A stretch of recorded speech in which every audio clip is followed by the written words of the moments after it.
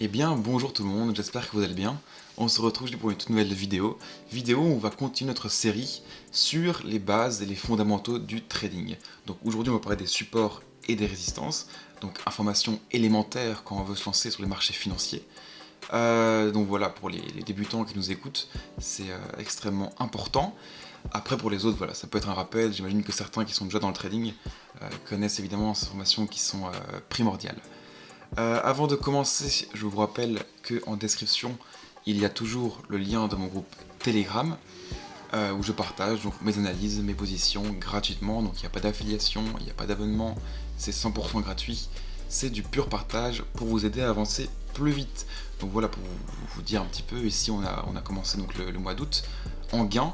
J'ai partagé donc trois positions cette semaine. Donc ici on est le samedi 8 août. Et les trois positions ont terminé gagnantes. Donc voilà, on est déjà à plus de 220 pips pour commencer le mois d'août, c'est super. Donc voilà, commençons la vidéo. Alors donc dans cette vidéo, je vais vous apprendre ce que sont les supports et les résistances. Donc commençons par les supports. Un support, c'est un niveau sur lequel le marché est venu rebondir plusieurs fois. Il représente une potentielle zone d'achat et une zone idéale pour clôturer une position vendeuse. Donc voici un exemple concret sur l'euro-dollar. Donc la ligne orange représente le support. Vous pouvez voir que le cours a rebondi à plusieurs reprises. Donc les flèches vertes représentent les moments où ont lieu le rebond et c'est là qu'il faut être attentif. S'il y a retournement, vous pouvez prendre une position acheteuse. Mais si le support est brisé et que le cours passe sous la ligne orange, il vaut mieux s'abstenir de prendre position, à l'achat en tout cas. Voici donc ci-dessous un exemple de support brisé. Vous pouvez voir qu'il est possible d'avoir de fausses cassures sous la ligne de support. Soyez donc très prudent et prenez votre temps. Il faut impérativement que vous attendiez un pullback avant d'ouvrir une position acheteuse. Vous allez me dire c'est quoi un pullback? Alors un pullback, c'est une pause ou une brève inversion du marché. Il peut être le signe d'un retournement de tendance ou tout simplement un léger rebond avant de reprendre sa tendance. Donc à vous de bien définir le contexte avant de prendre position. Donc on peut voir évidemment donc, sur la photo ici que le prix rebondit bien plusieurs fois sur cette ligne orange. Et on a donc parfois donc, cette ligne orange qui est brisée. Et après on a un retournement, donc ce fameux pullback. Et on a donc une fausse cassure. Et après par la suite, donc voilà, avec le cercle rouge, le support est brisé. Et il n'y a pas de pullback, enfin il y a quand même un petit léger rebond si on zoome de plus près, et après le cours vraiment chute et part en tendance baissière. Donc voilà pour les supports, vous voyez que ce n'est pas très compliqué. Alors maintenant, l'opposé du support, c'est la résistance. Donc inversement au support, une résistance est un niveau sur lequel le marché est venu buter à plusieurs reprises. Il représente une potentielle zone de vente et une zone idéale pour clôturer une position acheteuse. Donc voici un exemple concret sur Euro GBP.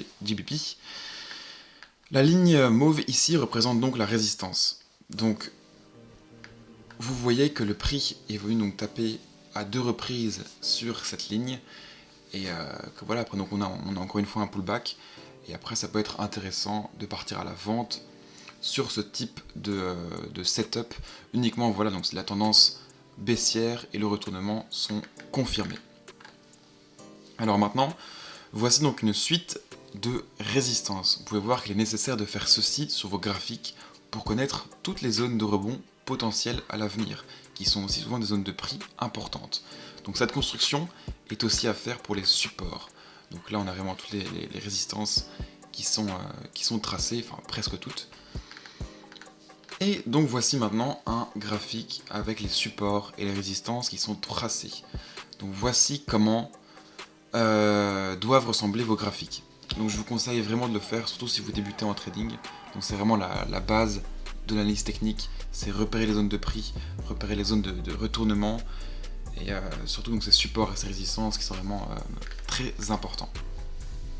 Donc voici à quoi pourrait potentiellement ressembler votre graphique avec les supports en orange et les résistances en mauve. Et vous voyez au moins que votre graphique est vraiment quadrillé en différentes zones et on comprend vraiment mieux les mouvements du marché quand on fait ce genre de structure. C'est vraiment très très important. Petite remarque, un support peut devenir une résistance et inversement. Donc, comme vous pouvez le voir sur la photo ici présente, on voit donc cette ligne mauve qui au départ est une résistance, donc le prix tape plusieurs fois dessus, donc sur les flèches rouges. Après, on voit que cette résistance est brisée. Ensuite, le prix, il va réintégrer quand même, donc on voit un petit pullback.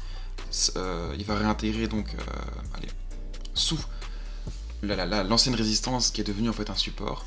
Le prix repasse au-dessus et après il rebondit et on voit que cette zone de prix est ensuite devenue un support. Et donc on peut avoir aussi l'inverse où un support devient résistance. Alors maintenant, comment est-ce que ça se passe dans la pratique? Donc il est parfois très difficile de définir correctement un support et une zone et un support et une résistance, pardon. Parce que bon, des fois le prix peut être un petit peu plus haut, de 20 pips, de 10 pips, ça dépend. Donc c'est pourquoi certaines personnes travaillent avec des zones au lieu de travailler avec des points précis. Donc personnellement, j'utilise les deux. Donc à vous de mettre en pratique ce que je vous ai appris dans cette vidéo et d'utiliser ce qui vous convient le mieux. Donc voilà, tracer des zones de prix, c'est aussi une bonne chose. Ça peut être très intéressant et c'est souvent des bonnes zones de retournement. Donc voilà, c'est moins précis qu'une ligne droite. Et voilà, c'est un petit peu à vous de voir comment vous travaillez justement vos graphiques, comment vous anticipez le marché. Et donc voilà. Vidéo assez courte, parce qu'on ne peut pas en dire bien plus sur les supports et les résistances. Et j'essaie de faire le plus rapide possible pour pas que ce soit trop long, trop barbant. Et de toute façon quand même à mieux vous aider à comprendre quand même des concepts qui sont assez simples. Là c'est vraiment la base du trading, les supports et les résistances. Il faut vraiment les tracer un maximum sur vos graphiques. Ce que j'avais fait donc quand j'ai commencé le trading il y a pas mal d'années, c'est vraiment prendre mon graphique, un graphique aléatoire, et on trace toutes les zones de prix et les supports et les résistances directement. Au moins on apprend, vous verrez que vous allez apprendre beaucoup plus facilement, et par la suite ce sera beaucoup plus simple pour vous. Il y a beaucoup de stratégies qui nécessitent en fait ces supports et ces résistances, et même si votre stratégie de trading ne se base pas directement sur les supports et les résistances, il faut quand même les tracer, parce que voilà, il faut savoir où le prix pourrait se retourner. Si vous êtes dans une configuration baissière, vous êtes à la vente, mais dans quelques pips en dessous, il y a un gros support, et que vous ne l'avez pas anticipé parce que vous ne l'avez pas tracé, et ben, pour vous faire avoir très facilement.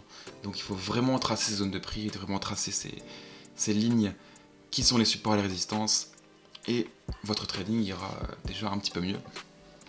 Donc voilà, c'est ce que je vous conseille en tout cas pour le début. J'espère que cette vidéo vous a plu, n'hésitez pas à vous abonner, à partager, à liker. Prochaine vidéo, normalement on parlera donc de comment déterminer la tendance du marché. Et voilà, donc n'hésitez pas aussi à aller dans la description et de rejoindre mon groupe Telegram qui est entièrement gratuit. Je vous souhaite à tous une bonne continuation et à bientôt. Bon trade.